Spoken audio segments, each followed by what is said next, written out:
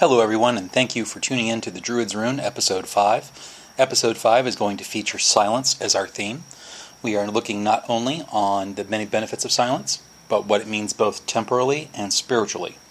We will look at the many kinds of silence, not only the lack of sound in speech, but the ability to silence our extraneous thoughts. In the practice section, we will look at the practice of silent meditation and some forms of thought control from a most non-druidic source.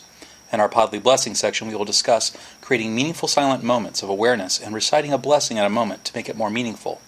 In our Ritual section, we will add a bit to the concept of the Druid's Egg, and a ritual that Wise Thrice calls the Silent Circle. In our Podly Blessing section, we will share a couple of thoughts about how to craft a blessing, and in the Crafting section, we will discuss some of the ideas Wise has had for crafting projects that he is currently attempting. But first, our Rune Errata section for Druid's Rune 4, which was an episode about being a druid and surviving the Christian holiday of Christmas. I hope you found this episode and the advice that I lived through aiding you in your holidays.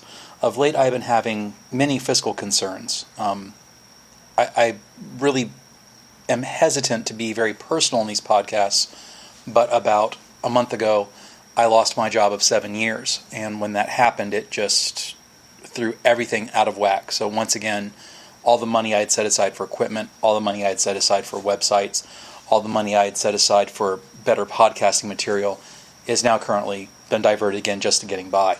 So it will be a very rough-sounding podcast for quite a long time, I fear.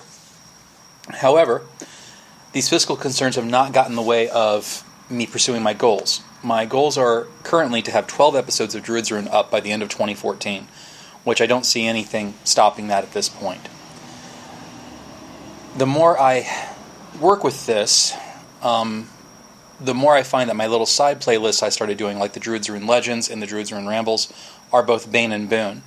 They're bane because they divert me from getting out a full episode, but they're a boon because they keep me thinking about what it is I want to talk about. And as I progress in podcasting, we will see how that influences the show.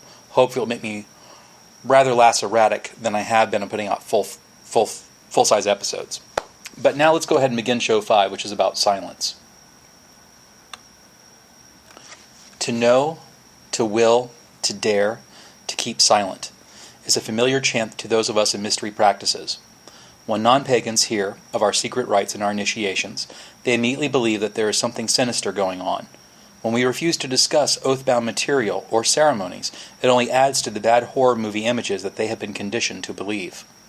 In the days before it was cool to call yourself Wiccan, magical groups demanded silence about their activities and practices to protect the participants from a world full of intolerance. This silence has seeped into many pagans of my age group, and it comes as naturally as breathing to us.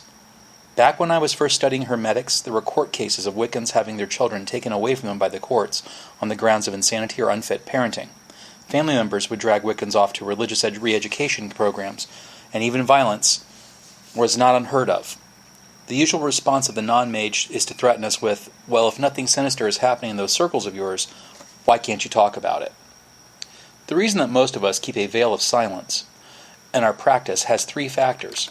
The first is our safety, both of our lives and of our professions. The second is that much of what we do is tradition-specific and would be meaningless to an outsider. But the major reason we keep silence about what we do is this.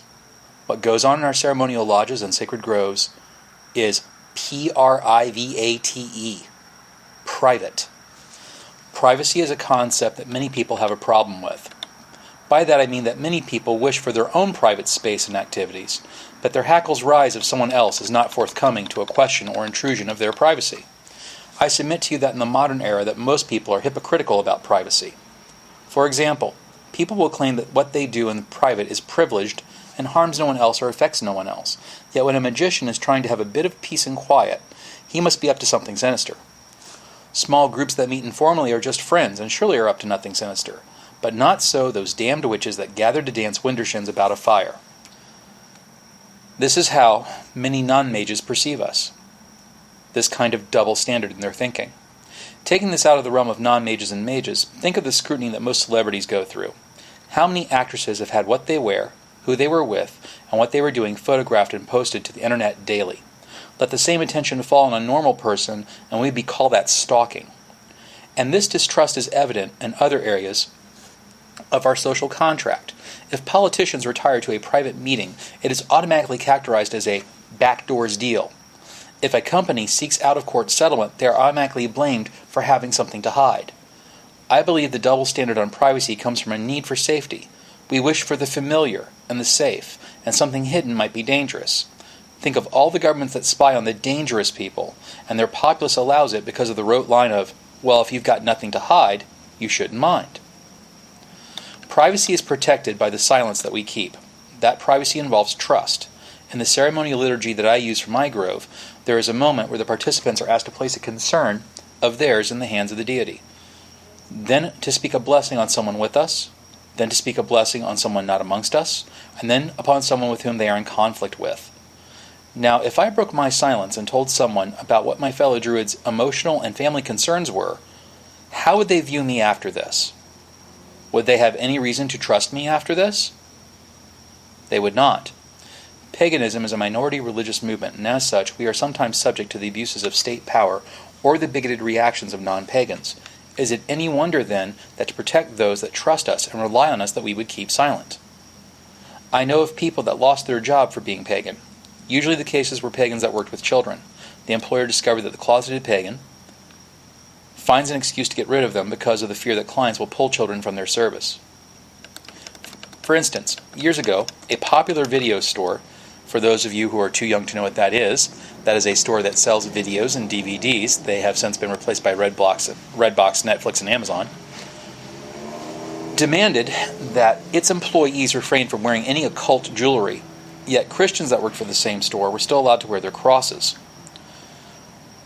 To protect ourselves, many pagans choose to remain in the broom closet all their lives. They do their best to keep their personal and professional lives removed from their religious life and friends. They only open that door to the other side of themselves to those that have proven they can be trusted. And it doesn't help that, in particular, Christians seem to have a dedication to ruining our practice. I've seen Christian evangelical evangelists pretend to be pagans. They walk into a large gathering, and once by the fireside, they stand up and begin trying to save our souls. I've seen them walk around the edges of a circle trying to disrupt the covenanters. I've heard the sermons of hatred that promise hell damnation. And heaven forbid you read Harry Potter or you have ever rolled a multi-sided die. But most harmful are the accusations of criminal activity, usually from someone of a very evangelical bent. An anonymous phone call is given to the police, and soon you either have a surveillance crew monitoring your every move or people busting down your door with a search warrant. I know that seems extreme, but those in my age group remember that back in the early 80s, that was not unheard of. You may remember that there was actually a small political scandal of a Republican lady that had once experimented with esoterics and Wiccan practice in her youth, and she had to make a disclaimer to keep her constituency. I should tell you something of the reason why we have these fears. Sadly, there are also those loud pagans. Now, I don't mean someone who is openly pagan and wearing a Thor's hammer. I mean that guy that makes it a point to find the street corner preacher and shout him down. That lady that makes it a point to try and change everyone's use of the word God into goddess. Yes, pagans can be myth-thumping assholes, the equivalent of any Bible thumper. This secrecy has a positive effect that many people have never realized. The anonymity of most working groups add to the impact of their shared experience. Oh, actually, let me go back a bit. Dealing with the counter-response to the street corner preacher or the evangelist. When I see pagans wearing things like shirts that have Thor on them and captions like, "My God has a hammer, your God's got nails in his hands, any questions?" That certainly doesn't add to the non-pagan, non-heathen, non-druid perception of us. And this is another reason why most of us prefer to be silent or in the broom closet. I'm sorry, I got a little off track there. Let me keep going. This secrecy that we have developed has a positive effect that many people never realize. The anonymity of most working groups adds to the impact of their shared experience. Groups of working druids can create a far richer and deeper effective spiritual energy than when they work alone. And the sense of belonging and trust that comes from grove members sharing an experience together makes all of their work and everything they ask the deity for have a more lasting effect and a more powerful aura to it. It also makes their individual work more powerful in my personal experience. This brings me to that most non-druidic source I mentioned earlier. Silence can be seen as the pause between two sounds. If you think of a song, we notice the melody, the rhythm, and the harmony of the piece. Unheard, but a vital part of the composition, are those pauses between the notes. As I have said earlier, much of my early magical training came from the Hermetic and traditional Jewish Kabbalah sources. In those disciplines, the reading of the Psalms is a requirement. In many of the Psalms, you will notice a word. That word is S-E-L-A-H, Selah.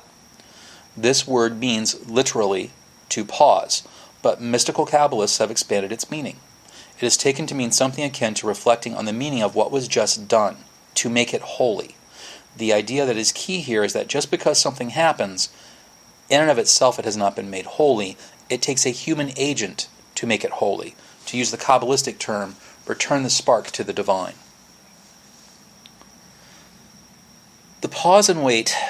Oh, I'm sorry, I lost my place. Give me 1 second. Okay, the pause and wait for the spirit of what you are doing to sink in before moving on. The silence of Selah is what makes it sacred. In the attempt to prolong the elation and mystical realizations you have attained from that experience. It is this aspect of silence that can be found in many disciplines. For instance, many of you will recognize the concept I've just described as being similar to the Zen practice of Zazen, or what's sometimes called Satori, or of the reflective meditations done at the end of most yoga sections. Our minds are filled with sound.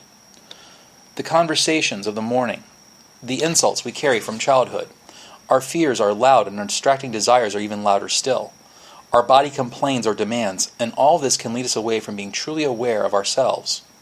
Silence of our thoughts down to the thoughts that matter is a core part of every spiritual practice humans have ever developed. Be it a monk singing the Gregorian chant, a Jew davening, or a magician drawing a symbol in the air and thinking of nothing else. This sacred silence is, in my opinion, the most vital part of a deep spiritual practice. How many people do you know could sit still for a quarter of an hour and not move or speak, but just listen and be? One of the most amazing things I've seen that you can see on YouTube is an account user by the name of Youlihan. This gentleman is a Tai Chi practitioner, and there's a video of him sitting in the middle of a busy square, just standing completely still, not moving a muscle, doing nothing but breathing and meditating. And the rest of the film speeds up around him because he stood there for hours as the rest of everyone's busy day went by. This is one of the best visual representations I've ever seen of what it's like to meditate. Many modern people need the sounds of the television or the radio to feel comfortable, and this kind of background noise, or from any kind of urban upbringing, takes us away from ourselves. It is easy to lose yourself in sound and in sight, and part from doing what is in your own best interest or in your own best thought. To that end, I am pleased to announce that I have been given permission by my instructors to impart to you a ritual I learned as a child that can aid you in feeling at peace with yourself, nature, and aid in resolving any inner conflict you may be experiencing. This ancient sagacious source has led many young men to lead richer and fuller spiritual lives. By a process of learning rewarded with a badge of honor, the initiate rises from the lowly place of darkness to fly amongst the highest lights. I am of course referring to the Boy Scouts of America. Okay, now I know that build-up was weird, but I did actually learn this ritual in the Boy Scouts as a tenderfoot. They would certainly not refer to it as magical, but that's because a great deal of magic is simply paying attention and being mindful. The ritual needs a name, something to define it for speech. Nothing grandiose like the greater banishing ritual of the hexagram, but something like, let's call this the silent circle. And in a course of circle magic that I may one day finish constructing, in addition to everything else running through my brain, it is one of the early things that I believe any magician should learn.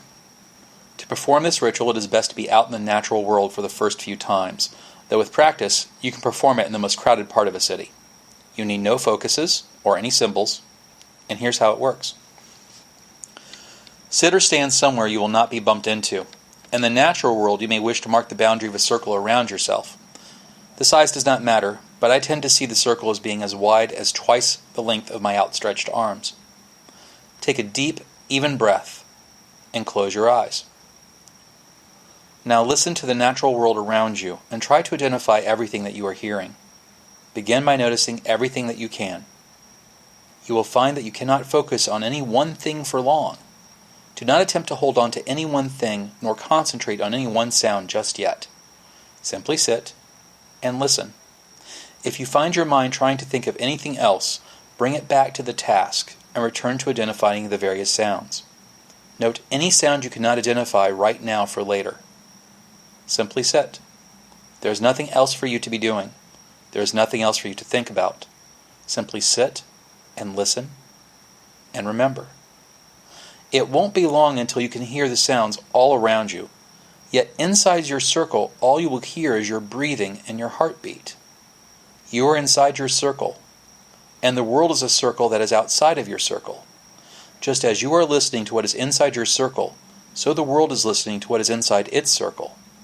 Just as you make sound by breathing, so the world makes sound by you being. This ritual, done at least once a week in some private place, has many beneficial side effects. Thoughts will arise as you try to listen. Many of these thoughts are just the idle chatter of your mind. Our minds crave a constant stimulus, and it is difficult to concentrate the power of our being on one thing. One of the many things I have found that will arise is our own internal feelings of inadequacy. We have become convinced that we must always be doing something or being something. Rarely do we just be ourselves. I find that this little ritual that I was taught by my Scoutmaster keeps me connected to myself, my true self, and the natural real world around me. Many traditions also encourage what is commonly called the no-mind meditation. In this kind of meditation, one attempts to eradicate all thought from the mind to let it rest. It has been my personal experience that this can be an almost impossible task when it begins. A technique that I used with great success was this. After you've done your silence circle, see a letter on a white piece of paper. Take any letter. Now, I want you to imagine that letter being bright yellow on that white piece of paper. Whenever you feel your attention drift from the letter, change the letter's color. I go in a cycle of colors that has meaning for my magical practice. The cycle that I use is yellow, red, blue, green, white. When I first began this cycle, I used an aleph from the Hebrew alphabet. Later I found myself using the Gebo rune from the Fufark. It looks kind of like a large X. Currently, I use some of the designs from the excellent book, The Celtic Golden Dawn by John Michael Greer. But the letter, or the symbol, can be anything. The more simple the symbol, the easier it is to visualize, so keep that in mind. The main thing we are working with is the color. Every time you feel your attention distracted from the letter, change its color. Now, I discovered that when I do this, it becomes much easier to focus on the one thought, that of the letter, because every time my mind is drifting away from the letter, I must return and make it a new color. And that is a very easy thing to notice for me. I've heard some Zen practitioners use this same technique. They do it with a candle flame. My experience with the candle flame is, since the candle flame is always moving, you are always getting extraneous thought. And so I developed this system for me, and now I pass it on to you, and I hope it's helpful. One of the other things we can do is recite a blessing in special moments. By doing so, we can prolong our awareness of the sacred moment that we are experiencing. Hence the Hebrew Kabbalistic term of the use, Selah. It doesn't have to be something grand. One of the blessings that I use goes something like this. This is a memory. I say this to myself silently, and that's all it takes. This makes the moment magical in my memory and is very much a matter of the recognition that the moment was somehow special, burning it firmly into my mind and my memory. The ability to maintain this sacred pause allows us to defend our psyches against the intrusion of energies that our environment and other people will attempt to pass on to us. In many magical traditions, there is a kind of working that is commonly called a banishing. Some people refer to this kind of working as a grounding, though that begins to confuse things when speaking of grounding in its traditional Hermetic sense. In my order's tradition, there is a working referred to as the Druid's Egg. The general idea of the working is that the magician will close off their aura to all outside energy. This kind of defense is a short-term answer, but I have found from using it, it is more than just a technique to keep bad juju out of my etheric bodies. When I first began using the egg, I noticed that things seemed to get quieter inside it. I discovered that when I was in a stressful situation or around a stressed person, I could flicker a quick druid's egg to prevent my emotions from reacting negatively to the situation or allow myself to become as stressed as someone in distress. This was a minor surprise for me in the sense I had already learned some grounding techniques to let stress and strong emotion pass through me without holding on to it. Since many traditions use something like the egg, be it a hypercube of Kabbalism, the sphere of art that I've seen in R.J. Stewart's writings, or the 6 directions of a Native American medicine wheel, I encourage you to think of using your own ceremonies and prayers of magical protection with some slight variations against stress and stressful situations. It can be something as simple, let us say that you are a traditional Kabbalist, of requesting one of the archangels to take the stress from you or to hold it at bay until you can feel it later. And that brings us then to talking about blessings. A blessing is usually a few heartfelt words expressed over someone we want the holy ones to protect or inspire. A blessing can take many forms and many lengths. Some are short, and some are small rituals in their own right. I have been using a form of blessing that in general works like this. First you decide what care you wish the recipient to have. Then you decide what elemental powers, spirits, ancestors, or other holy power you believe in is a good source of guidance and energy for that effect. Next I generally speak the blessing in a grammatical form, or lay my hands upon the recipient as I speak the blessing. The form of the blessing I now use is essentially of this structure. May, then you mention the element or the power, then the function, to you. This short blessing might take the examples of, may the powers of fire burn bright for you and give you warmth against all cold remarks. May the powers of earth support you in all that you are building. May the ravens of morning bring you good news. May the owls who fly at night bring you inspiring dreams. Sorry about that. May Agma bring you aid in your speech. May Goibnu guide your hands at the forge. These quick blessings are considered energetically sloppy by many ceremonial magicians, and I recognize that.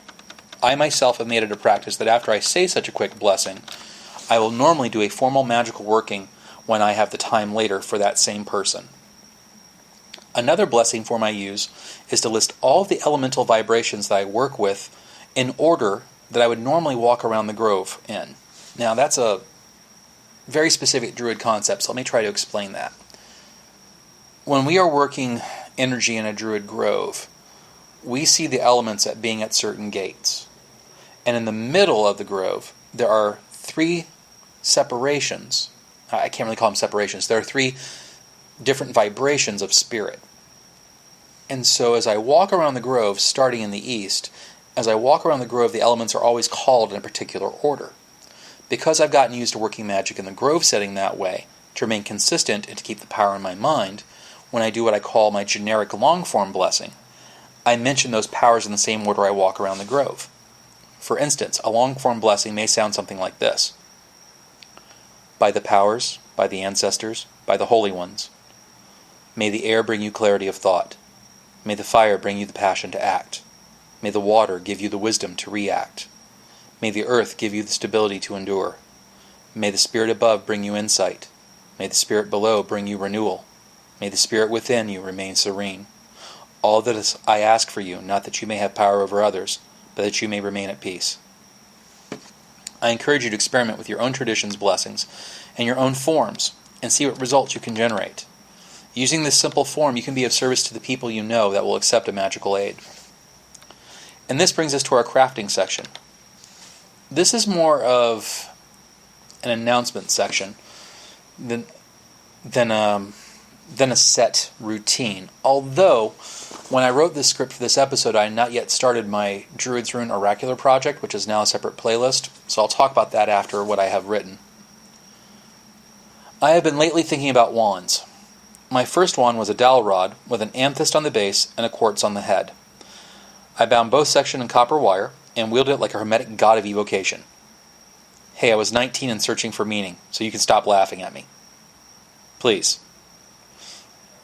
Alright, now that you're over your laughter, my second wand, because the first one kept falling apart, was a simple 8-inch piece of pepperwood that had been shaped and stained dark brown. The artisan had used some silver solder to coil around the tip, and I loved the way it moved.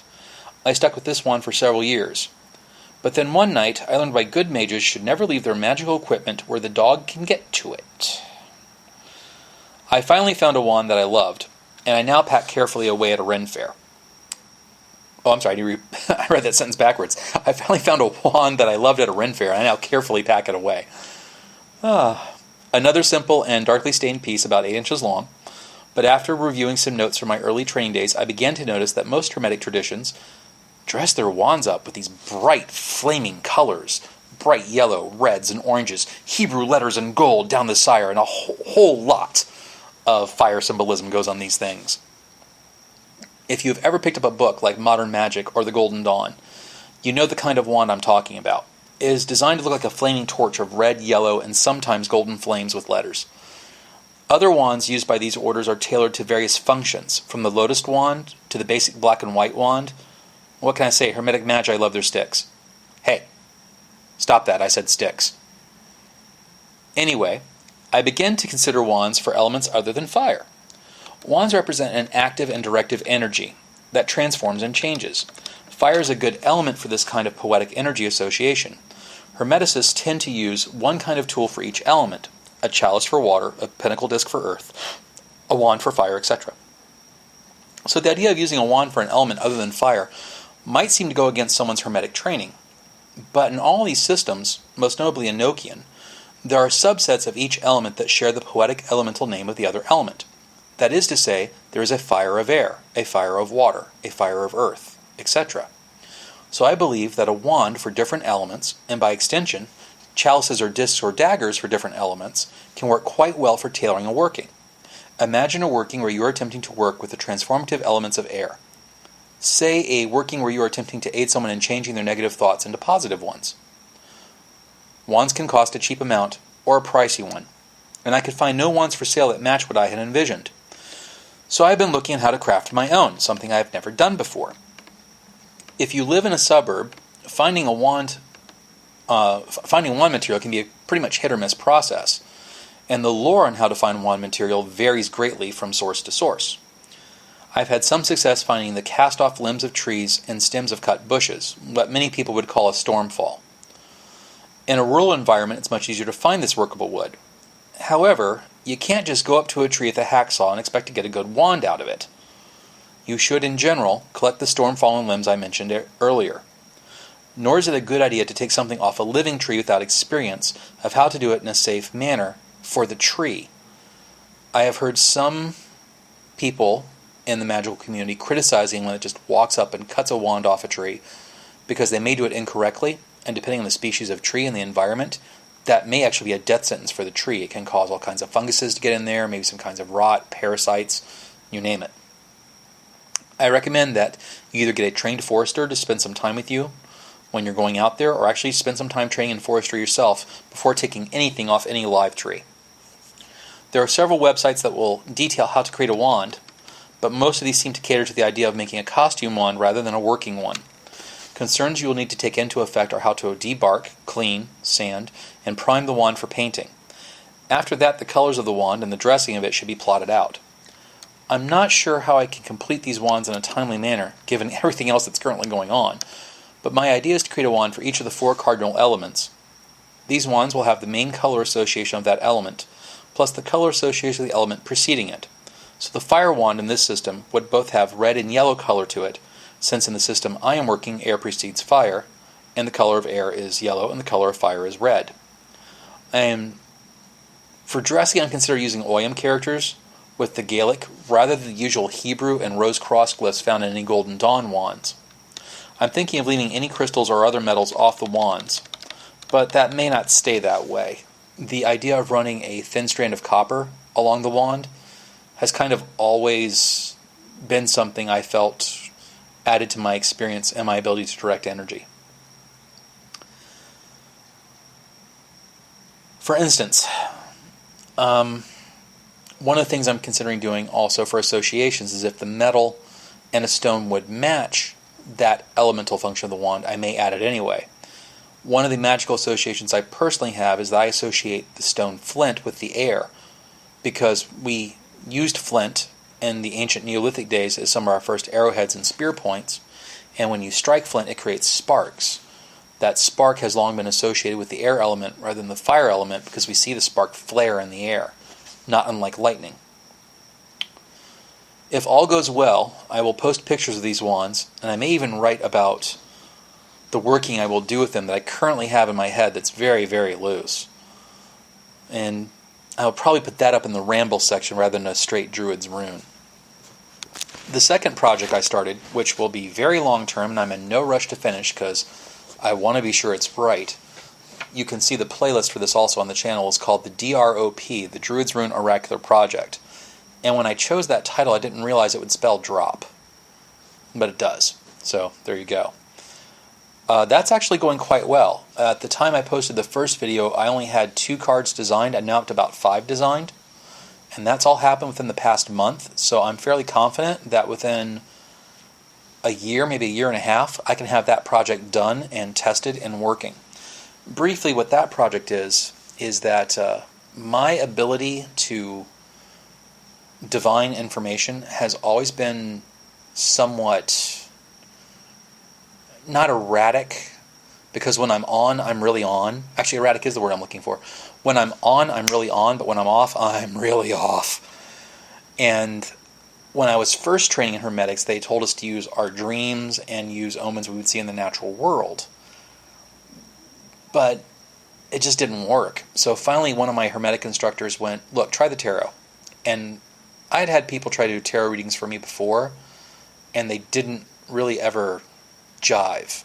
In fact, the first divinatory thing that jived for me, that set me on the path to committing to this kind of practice, was a lithomancy reading. And lithomancy is now something you don't see a lot of people doing. It is a type of reading where you take stones that don't have any markings, and the reader shakes the stones up and drops them onto a table, and based on the way the stones fall and how they relate to one another, the reader can read you.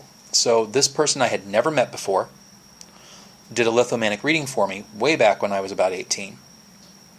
And when she did the reading for me, she took one look at me and she went, "You're pregnant." And I went, "What?" Because, being a guy, that was impossible. And she went, No. Metaphorically speaking, you're pregnant. You're at a time when everything's about to change. You're carrying something inside you that wants to get out, and you're fighting it. Now, that may sound pretty generic and pretty safe guess for anyone in their late teens, but then as she went through the rest of the reading and how the stones related to one another, and it's very clear that what she was doing was drawing information not from the stones themselves and what each stone represented, but how they had fallen in relation to one another. That amazing she could get the information that way. And also she was dead on about everything she was saying. And she didn't really predict the future for me as much as she looked at me and was telling me about what I was like. That struck a chord with me, because she wasn't making any promise. She's just saying, you have this drive, you have this drive. I think you do this. I think you need to consider this. And it felt much more like advice rather than saying the future must be this thing. And so from there, from lithomancy, I went on to look at other ways to get oracular information. And that's when I opened up my ideas a little bit further. Since I couldn't find any good sources on lithomancy, and this is the time back during the early 80s when we have the New Age section in the bookstore, but you kind of have to sneak in there and get it and hope no one judges you. I found a little gray book by Ralph Bloom, which introduced me to the Fuvark. And I realized that today in Runeval, people hear the words Ralph Bloom and they hiss and make the sign of the Gebo and want you to go back to Niflheim. But at the time, he was the only real introduction we really had. So I read his book and I liked what he was interpreting them to be. And I did a few rune castings, I made a few bind runes, and it seemed to work pretty well. But again, I was having the experience of when I was on, it was really on. When I was off, it was really off. So then I did tarot for a while with my Hermetic instructor. That one I wasn't off and on as drastically as I was with runes. And I typically produced a more, although the reading was more generic, I typically produced a much more accurate reading more consistently. And so for the longest time I just used tarot. In fact, if you're into tarot, I highly recommend the Robin Wood deck, because I feel that the Robin Wood deck has artwork that intuitively speaks to us, and all the elemental associations are impossible to mistake. Many times I will see a tarot reader who will swear to me that swords are fire, and wands are air, and I just want to slap my forehead and pull out Israel Regardie's book and start thumping it. But remember what I said earlier about myth thumping people? Myth book thumping people? Yeah, that's kind of why I restrain that. To each their own. But as I understand it, and the way it's been from the Golden Dawn Hermetic tradition on down at least, air is represented by swords and fire is represented by wands. So that's all fine and good, and that's my history with oracular studies. When we went from that form of oracle to a little bit deeper into Kabbalistic studies, my instructors began to introduce me, introduce me to the concept of path working.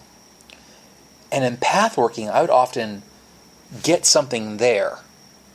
And my instructors never understood how that happened, because they were used to people having the lucid dreaming type experience when they path worked, but they were not used to someone getting oracular information while they were path working, and they couldn't figure out why that was happening. And to this day, honestly, I still don't know why that's happening. But whenever I do a path working, or some people are more shamanistic will call it journeying, I tend to get some snippet that's going to happen that month. And no one can really tell me why, other than just whatever spirit is my guide spirit feels like imparting that information or warning me. Well, what ends up happening through this long rambling intro to where the drop is going is that I began to distrust any one method of me getting an oracular information. Some people come up to me and they'd say, hey, I know you do Runewall, do a Runewall meeting for me. So I'd pull out the Fuvark and I'd do my thing. And I would always say, gosh, I wish I had something like a tarot image to jump off to give me more information, but I don't right now. And then I would do the tarot reading. I'm like, wow, I wish I had something simpler like runes, and it's just not there. Well, when I became a Druid, one of the things that the Druid order I belong to uses heavily is the Oyam. And the Oyam is used not only for divinatory purposes, it's used in our magical workings, it's used in many of our glyphs and our symbols, and it is a central feature of what we do. And when I first saw the Oyam, I just kind of went, okay, it's essentially Celtic runes. Boy, was I wrong. Although there are some similarities to how runes function, and that each Oyam can kind of represent a force or a thing, and it can be read for divinatory information, each Oyam has so many different meanings to it based on the bird acme, the tool acme, the profession acme. I mean, there's a long list of things that have to be memorized for each single Oyam, that when I would draw Oyam, I found I was having an experience about halfway between the tarot and the runes, and I was once again producing much more accurate information, but it took me forever to do a reading because I had to sit there and stare at those little sticks forever to figure out what was trying to come through. Well, one day a friend of mine who's into esoterics as well just jokingly said, why don't you just create your own tarot deck? And it was like a light went off my head, because essentially every tarot deck that we currently have, descending from the Arthur Waite Rider deck, is essentially someone's own tarot deck, because the images have completely changed. Yes, each one has a magician card, but each deck's got a slightly different magician card. For instance, in the Robin Wood deck, you have the magicians between a black candle and a white candle, and she did that to represent the two pillars in the Golden Dawn tradition, which aren't there on the original Rider-Waite card. And when I saw that image, I went, wow, that's really good, and it's one of the reasons why I recommend that tarot deck. So playing with that idea, I went, okay, well, that's a lot of work. And not only is that a lot of work because you have to draw it or get it commissioned to be drawn if you're not an artist yourself, you have to make sure all the associations on the symbol set you're working aren't in conflict with one another, aren't in opposition, that the images are clean, that they're crisp, that they intuitively speak to you. And I just kind of put that on the back burner for the longest time of, yeah, maybe one day. Well then, about a week after I talked with this person, I found myself drawing the first card, which I put up a video about it. It's called The Torch. And the whole reason I put the torch up there was because someone and I were having a tarot discussion, and they brought up how they had drawn the Hermit card, and they thought that the Hermit meant this terrible time of isolation and loss and being away from society. They didn't realize the beneficial inner things the Hermit's supposed to represent. After having that discussion with them about the Hermit card, I suddenly went, hey, wait a minute. If I were to draw the Hermit card, how would I draw it? And so I started drawing it first, what I would draw a Hermit card like. And I had this idea of rather it be a lantern to try to make my tarot deck more classical age, more less Renaissance, more Dark Ages kind of thing. Rather than lantern, I actually had this guy holding a torch over his head. And I had his staff down low originally. But as I looked at that, I went, that really needs to be a sword. And I put the sword in there instead. And I liked that image. And I went, I could do something with the flames. And I kind of started drawing yods for the flames. And after about, I'd say 3 or 4 weeks, the card that I use now for the torch was designed and was there. And when I look at that card now, not only am I proud of it because it was something I did and I put a lot of thought into it, but I look at it and the meaning of the card and what it's trying to get across, and it may only be because I designed it, leaps to me in a second. Now, from people I've spoken to who are into just a purely shamanic practice, they experience something similar when they journey. They'll talk to someone about what issue they're having, they'll go on a journey, and they'll come back, and they got images in the journey that to them convey information immediately. And then they counsel the person based on what they saw. I'm getting very much that same experience with these cards so far, and I'll put that one up more into the drop list. But I mention it here because this is the crafting section of the main podcast, and I didn't want anyone to think I was idle. It's just that between all the personal crises I have going on and the labor-intensive demands I have on my crafting projects, things kind of went by the wayside. But once again, we're going to try to fix that. So I'm looking down at the clock, and the episode is now about as long as I would like for it to be. I am not quite sure yet what I'm doing for episode 6 because I don't have my future episode notes in front of me. Originally, I thought my first episodes would be pretty flippant, but I think now, since I've done Silence, and earlier we did Balance, I have these things I feel, every druid should practice that I call the virtues. And the virtues, the concept of virtues you see a lot in heroic culture-inspired neo-paganism. Boy, that was a long term. For instance, in the Asatru tradition, you have these things they call the 9 Noble Virtues. And I actually saw a couple of guys on YouTube put up a video they called the 9 Noble Virtues of Druidry, probably inspired by the Asatru thing.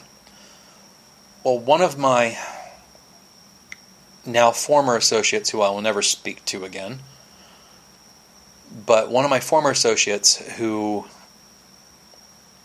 I wouldn't really call him a druid, but he had a lot of Scots-Irish Wicca type things going on in his background. He mentioned that his family believed that the ancient Irish lived by these 33 virtues, and he didn't list them to me, but I got to thinking about the 33 thing, and I was like, well, 33 would be 3 11s. There are 3 classical druid worlds. Why don't I do something with that? And so I started working with that, and I decided to come up with this system of virtues, which is split into 3 groups: the civil, the heroic, and the spiritual. And each one has a list of virtues that goes inside it. And rather than have 11 virtues in each one to have 33, there are 33 known virtues and then 3 unknown virtues, one for each one. And I did that so that I would have the balance of 33 for the 3 worlds.